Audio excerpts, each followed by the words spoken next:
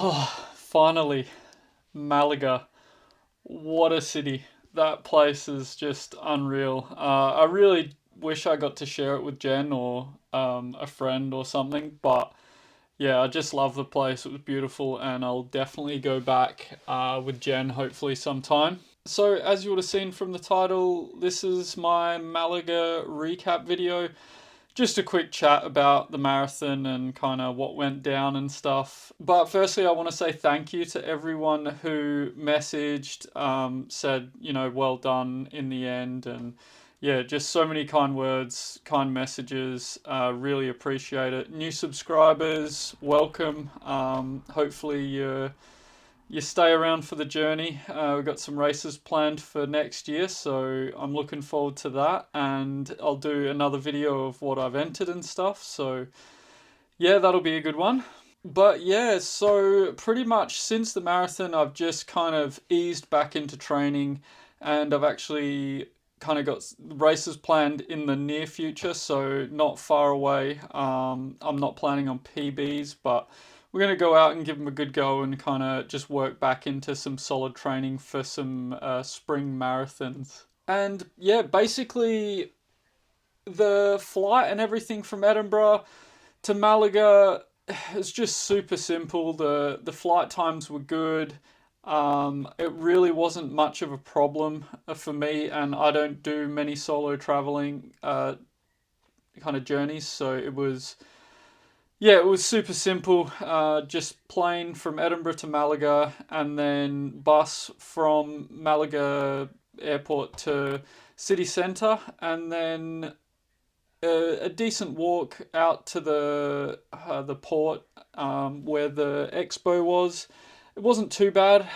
If I had it back, I would probably go on the Friday and then go to the expo on the Friday, and then Saturday would be more of a day of rest. But yeah, that's for next time. I didn't have any holidays left anyway, so that was never going to happen. So, yeah, we flew out Saturday morning, we were back Sunday night, and we worked Friday, and yeah, we worked Monday as well. So, yeah, no holidays left, so that's kind of how we rolled with this one. I stayed at the Barcelo Malaga Hotel, which is a little bit out of the city centre, but it's a short walk in if you want to go to some shops and food places.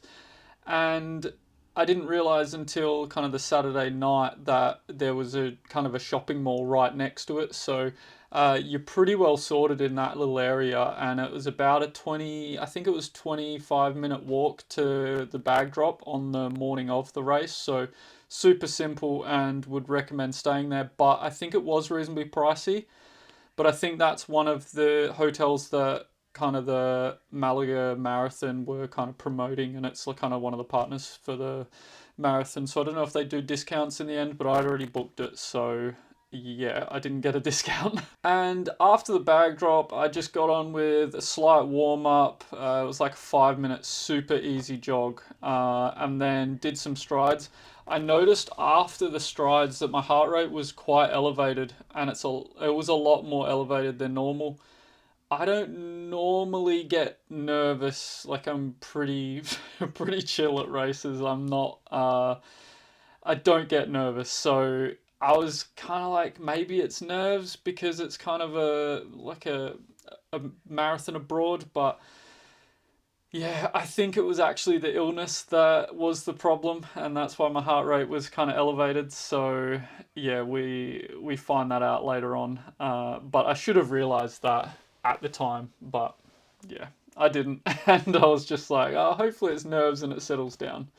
Didn't happen. Going into the pens, there was a lot of room. That I think they made sure they had enough room in the pens, and then once everyone was in and it was about to start, everyone moved forward, which was really nice. It didn't feel too cramped, which was good. I was standing at the back just waiting because I didn't want to go off too fast, and it seemed like everyone at kind of where I was in the pen seemed to go off at the same pace that I was going off, so it worked out pretty well. And the plan was to stay like under 150 heart rate for as long as I could, and like I set off about 425 to 430 k's, which generally it would be just over 140 heart rate. But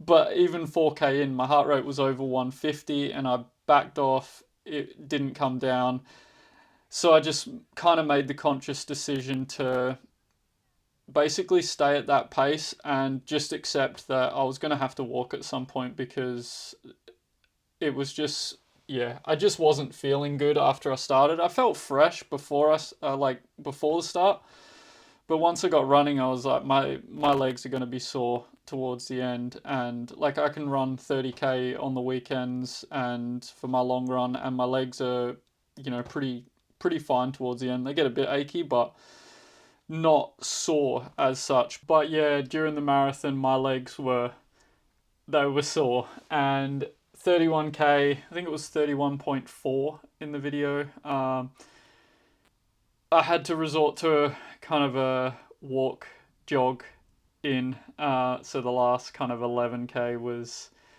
yeah, was a bit of a walk jog, which is fine.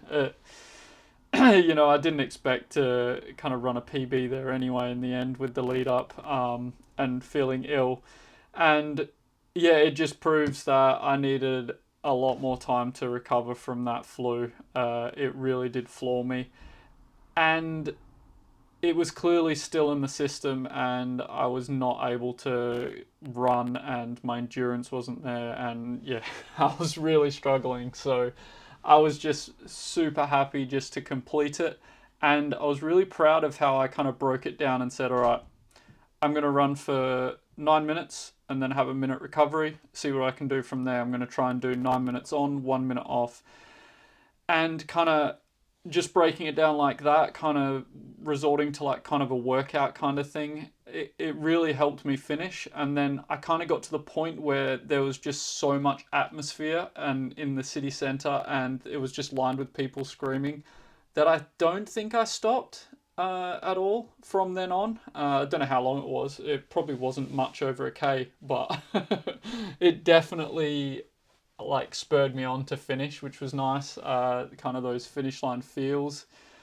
And yeah, I was really happy with how I kind of just went, okay, 9 minutes on, 1 minute off. And then I was like, oh God, 9 minutes was a bit long. And then it ended up being 7 minutes, and it was a bit shorter intervals until the walk. But at least I broke it down and just had my rest, and then went. I don't think, from memory, I don't think I cramped. I think my hamstring was gonna go, but I don't think it really cramped too bad. So I think I kind of avoided that, but also, yeah, I wasn't going all out, so there wasn't as much kind of fatigue in the muscles, because, well, there was a lot of fatigue in the muscles because I was kind of unwell going into it, so I didn't run much on the lead up. But I don't think, in terms of like my max kind of pace that I can hold, it wasn't as much strain on the muscles. So yeah, no cramp, which was kind of nice. It wasn't as painful as it could have been.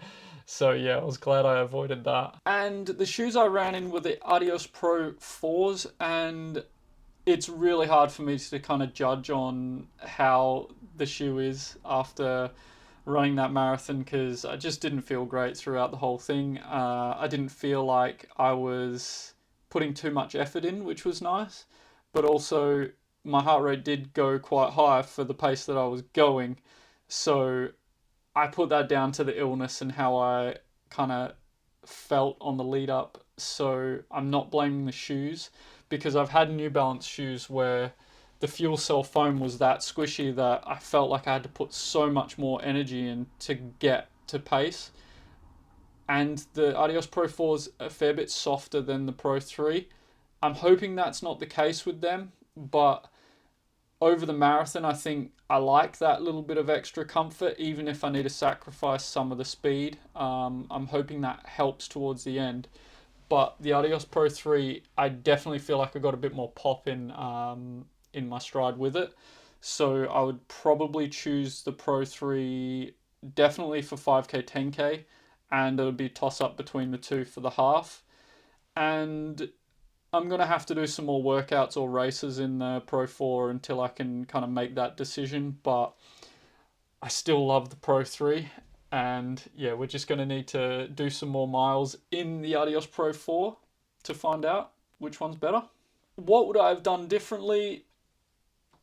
Nothing really. I don't think I could have done much differently. Maybe set off a little bit slower, but at the end of the day, I don't think I would have ran much faster if I set off a little bit slower. I think I would have kind of kept an even pace, but I think I still would have had to have walked towards the end because my legs were screaming at me, just because of, you know, how sore they were. So I think I still would have ended up walking if I had have set off at a slower pace. So I wouldn't change my pacing strategies. What I would change, like I said earlier, go to Malaga on the Friday and probably not go back to work on the Monday, but definitely go to Malaga on the Friday so I can use the Saturday as a rest and a wee shakeout with some strides if I want. But because I spent so much time walking around the city, walking out to the expo, I didn't do a shakeout and some strides, but obviously my legs were cooked from walking around, so I didn't want to add that in. And I would definitely run Malaga again, hopefully next year. But I'm just going to have to see kind of how things line up. I've got to be applying for a visa and things, so while you're under application, you can't leave the country. But Malaga is in December, so it should all be kind of gone through by then. Or I could have been deported and I'll be making videos from Australia, but hopefully it doesn't come to that and we're still in the UK. But my next videos, I'm going to do a video kind of on my whole year, kind of a recap of the races that I did and the PBs that I had, because I did have honestly a really positive year in terms of race results. It's just that Chester Marathon didn't go to plan, Malaga didn't go to plan. It's kind of been a terrible finish to the year, but I'm not taking away kind of anything from that, like anything bad from the year, because I've just had such a positive year. In 2024, I think my only PB was like a 6 second 10K PB, and the rest were no PBs. I just didn't feel like I made any kind of gains, like any move forward. And this year's just been so positive. So yeah, I'm really happy with that. I'll be doing a video on that and another video on the race goals for next year and the races that I've already entered, because I find I need to enter them. If I just go, oh, I'll just wait and see how I feel, I don't end up entering anything and I end up just doing Chester and then kind of impulse entering another marathon in Malaga. So yeah, I've kind of planned it out a little bit more for the start of 2026, and I'm really looking forward to it. Very similar to this year, but I'm really looking forward to kind of getting some more races in. But if you are still watching, thank you so much for watching this far into the video, and I really do appreciate the support. And if you did enjoy it, make sure to subscribe. Come on this journey, follow along the races. I'm gonna have a few race vlogs coming up, so I'm sure you will enjoy those. And I hope you have a lovely Christmas, because it'll be Christmas when you're watching this, and I'm filming this on Christmas Eve. So yeah, hopefully you and your family and everyone close to you have a lovely Christmas, and I hope your training's going well, and yeah, I'll see you in the next video.